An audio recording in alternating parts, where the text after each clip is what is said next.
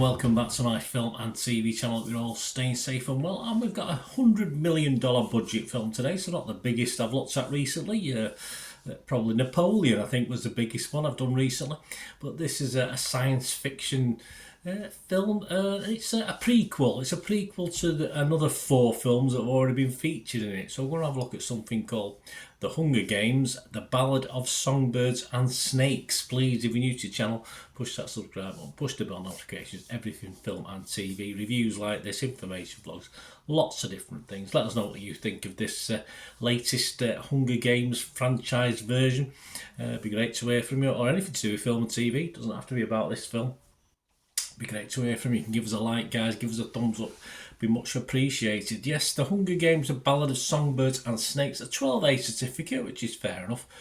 Long, but yeah, it wasn't too bad. 157 minutes, so yeah, a bit longer than I think the other Hunger Games films, in fairness.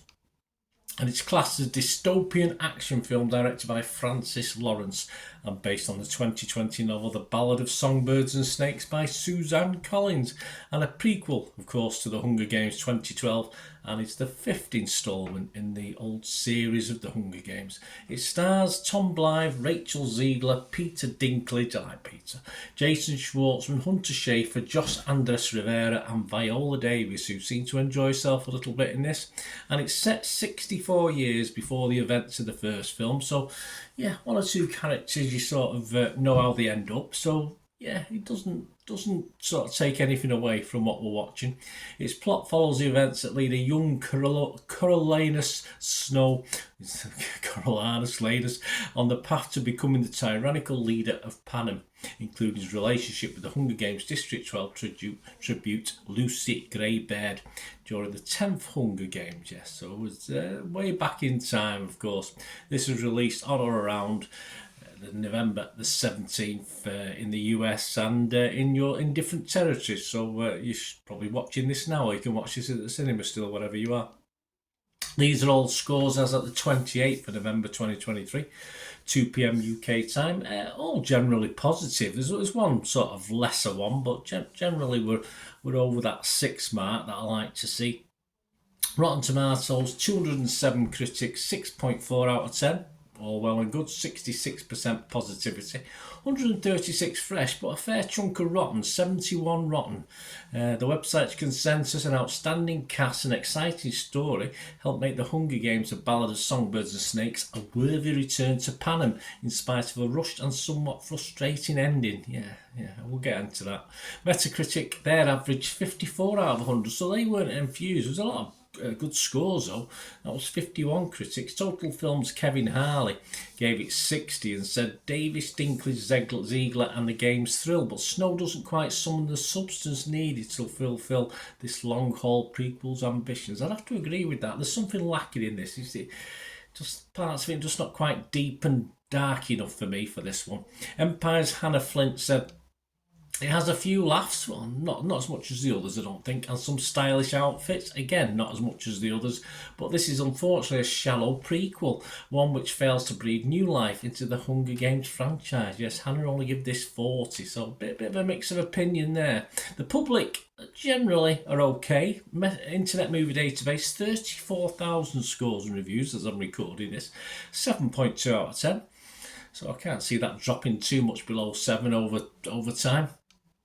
Although I can't really see it increasing that much. Metacritic users only 5.2 out of 10, but there's only 51 of them, so it's not a massive, not compared to 34,000, it's not very much, is it? But if you look at the actual breakdown of if you look at the Rotten Tomatoes audience, they're 89% positivity, 4.4 out of 5. Yes, and they go on to say a great job of adapting the book, adding depth to a central character while giving fans a look at how it all started. I can't make comparisons to the book. I've not read the book. As a standalone prequel, yeah, I think it's half decent. Okay characters, perhaps a little one-dimensional. I want to know a little bit more about them. Perhaps doesn't look as impressive as some of the others, as visually impressive as some of the others in the franchise, but tells a decent story. And I don't really care if it doesn't look as good, as long as it's a good story. I like a good story. It's as simple as that. For me, though, the last third of the film, perhaps just over halfway through to say the last, it was about 60. The last, say, 40% of the film was just a little less interesting, even though it could have been a little bit darker, and lacked a bit of fizz to me. Just seemed to toddle along once we got through the first hour and say 15 minutes, hour and a half or something like that. And the partly obviously we got an ending. It was a bit of a cop out for me. It was a couple of things weren't really concluded. We didn't really know what had happened, but yeah, it's just a bit weak, and I think that's been mentioned, a little bit of a weak ending.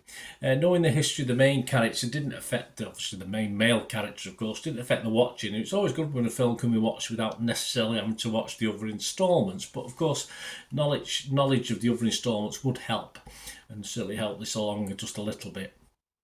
It felt new, which can't be bad 5 films in, although new in a grimier, less glamorous, less dark humour way than the others in the franchise. And there's a lack for me of charisma or personality in this. I didn't really invest in the characters, which is a shame, to care that much as in what's going to happen to him. And within 2.5 hours, there should have perhaps been a little bit more room to put some meat on the bones and for me to care a little bit more about the characters, but it wasn't really there. So a few good things, a few bad things. So I would be fresh on this. I can't be rotten on it. It's not that bad. I'd have to be positive on it if it was Metacritic.